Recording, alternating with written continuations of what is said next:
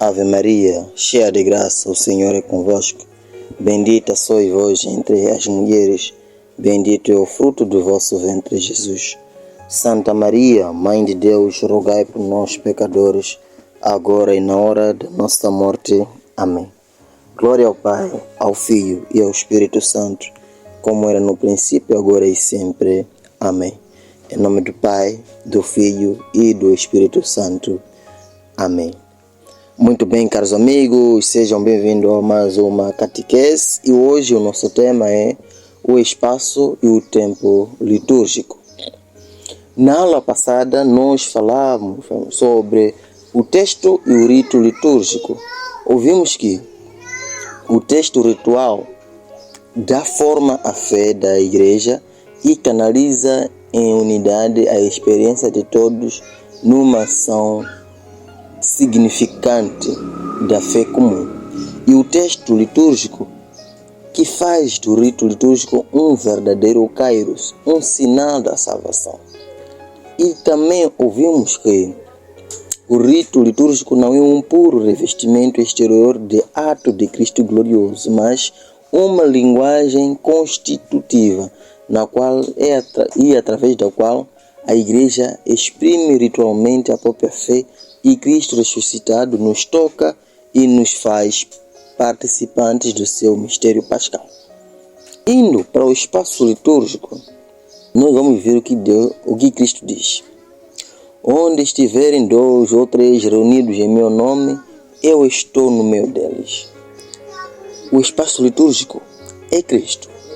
Nele, com Ele, por Ele, os cristãos elevam a Deus o culto de louvor. De facto, os evangelhos dizem-nos que na hora da morte de Cristo, o véu do templo se rasgou.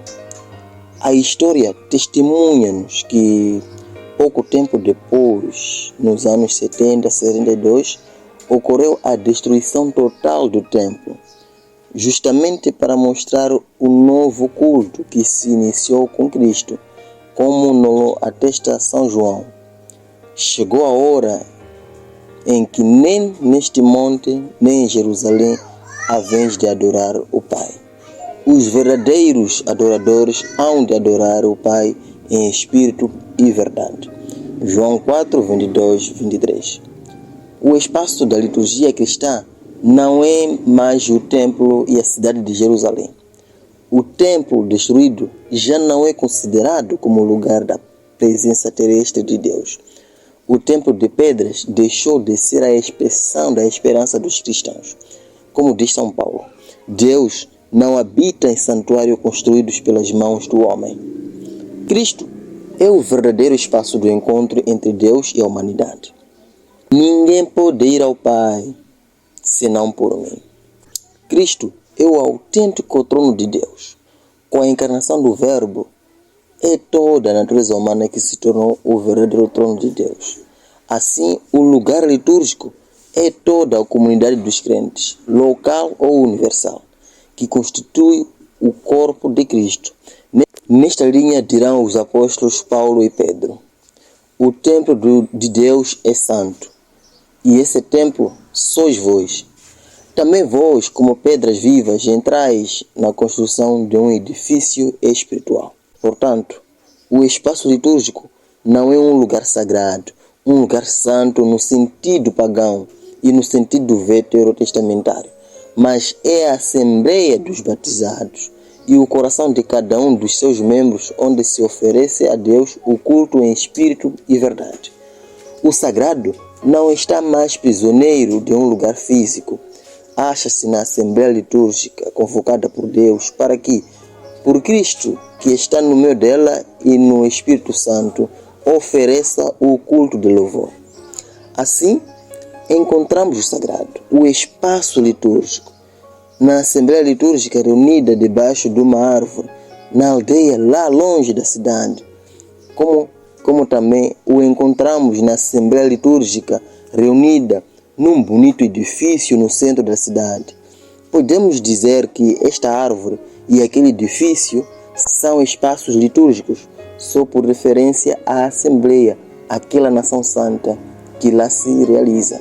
Portanto, quando se constrói um edifício, na qual nós chamamos de igreja, não se pretende delimitar o espaço do sagrado para encerrar nele a divindade, mas trata-se de ter um lugar para a comunidade se reunir e celebrar.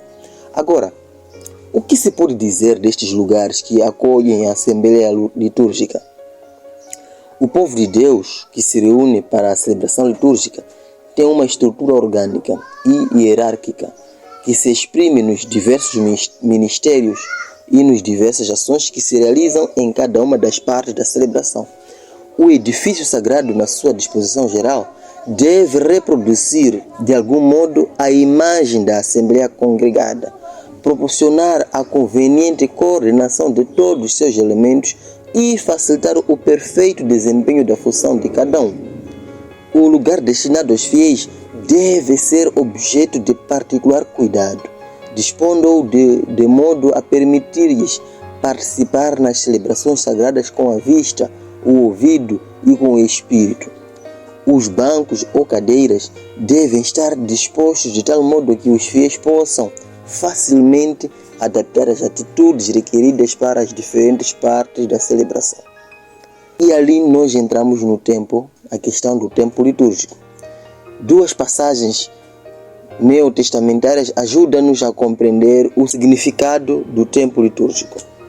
Primeiro, completou-se o tempo e o reino de Deus está próximo. Segundo, mas quando chegou a plenitude dos tempos, Deus enviou seu Filho, nascido de uma mulher. Cristo não só realiza o tempo, mas dá-lhe a plenitude. Assim, o tempo de Cristo torna-se a medida do tempo histórico, quer do passado, quer do futuro. Depois de Cristo, o tempo não oferece nenhuma novidade, senão o mistério da salvação centrado em Cristo e hoje representado pelo rito litúrgico, ação litúrgica. Por esta razão, o ano litúrgico é a celebração de um único acontecimento da salvação. O tempo litúrgico é o continuar desta plenitude dos tempos, é o Kairos, aquele momento propício na qual a salvação de Deus alcança a humanidade. A liturgia, enquanto celebração do mistério pascal de Cristo, abrange a totalidade do tempo. A eternidade invade o tempo torna-se sem limite e a eternidade um tempo continuado. A liturgia que se orienta para o futuro, para o encontro definitivo com Deus, é uma celebração no presente de um acontecimento do passado. O hoje litúrgico é anamnese, memória do acontecimento pascal de Cristo, que se orienta em direção à consumação final. Neste presente litúrgico está o passado e o futuro. Na liturgia ou na missa, encontramos o passado com toda a sua riqueza da intervenção de Deus. Encontramos o presente com as suas situações concretas e determinantes da Assembleia que celebra. E encontramos o futuro como meta escatológica que mobiliza a esperança e o compromisso dos cristãos. Na liturgia, o cristão é convidado a viver com o ânimo daquele que já pertence ao tempo definitivo, o futuro, embora estando ainda ligado àquela história humana e cósmica que caminha em direção à consumação. A liturgia não nega o tempo do homem, o tempo histórico, o tempo cósmico. Razão pela qual em cada festa litúrgica podemos encontrar uma ligação com o tempo cósmico. Inverno ou verão para o Natal, primavera ou outono para a Páscoa. O tempo histórico do homem está lá a celebração do batismo no início da vida, o matrimônio na sua maturidade, do funeral no fim do tempo histórico pessoal. A igreja, celebrando a liturgia com os seus ritos, os seus sinais e as suas estruturas temporais, orienta-se já em direção ao futuro. A liturgia, como simples realidade ritual, desaparecerá. Os sinais não têm um valor definitivo, é por isso que são sinais. Porém, tem esta abertura em direção ao futuro. O tempo litúrgico organiza-se nos ciclos naturais do dia, do mês e do ano, mas sobretudo no ciclo cultural religioso da semana de 7 dias, com o domingo como dia-chave.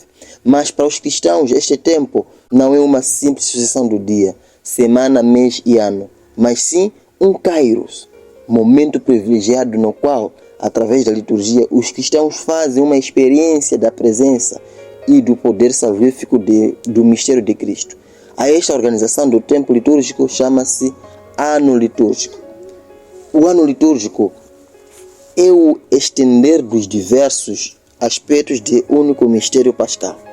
Isto vamos ver no Catecismo da Igreja Católica, no número 1171.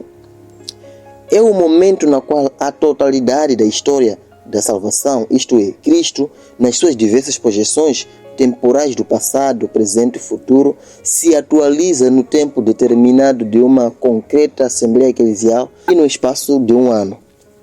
As várias fases do ciclo anual, mesmo sublinhando um determinado acontecimento salvífico, contemplam o único mistério da Páscoa de Cristo.